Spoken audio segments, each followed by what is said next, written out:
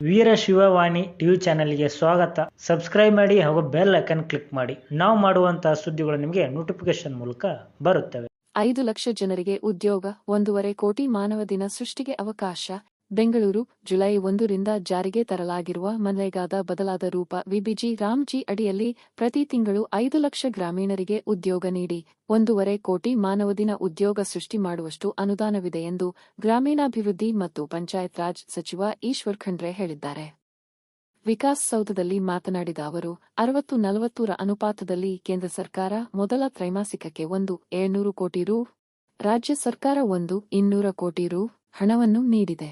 ಈ ಮೂಲಕ ಪ್ರತಿ ತಿಂಗಳು 5 ಲಕ್ಷ ಗ್ರಾಮೀಣರಿಗೆ ಉದ್ಯೋಗ ನೀಡಿ 1.5 ಕೋಟಿ ಮಾನವ ದಿನ ಉದ್ಯೋಗ ಸೃಷ್ಟಿ ಮಾಡುವಷ್ಟು ಅನುದಾನವಿದೆ ಎಂದಿದ್ದಾರೆ.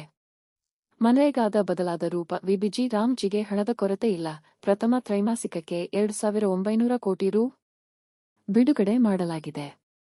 ಕೃಷಿ ಹೊಂಡ ನಿರ್ಮಾಣ, ಹನಿ ನೀರಾವರಿ, ಕೆರೆ ಕಾಲುವೆ ಅಭಿವೃದ್ಧಿ, ಚೆಕ್ ಡ್ಯಾಂ ಇತ್ಯಾದಿ ವೈಯಕ್ತಿಕ ಮತ್ತು ಸಮುದಾಯ ಕಾಮಗಾರಿ ಕೈಗೊಳ್ಳಲು ಅವಕಾಶವಿದ್ದು, ಉದ್ಯೋಗ ಕೇಳಿ ಬರುವ ಪ್ರತಿಯೊಬ್ಬರಿಗೂ ಇರುವಲ್ಲೇ ಉದ್ಯೋಗ ನೀಡುವಂತೆ ಸಿಒಗಳಿಗೆ ಮತ್ತು ಗ್ರಾಮ ಮಟ್ಟದ ಅಧಿಕಾರಿಗಳಿಗೆ ಸ್ಪಷ್ಟ ಸೂಚನೆ ನೀಡಲಾಗಿದೆ ಎಂದು ತಿಳಿಸಿದ್ದಾರೆ.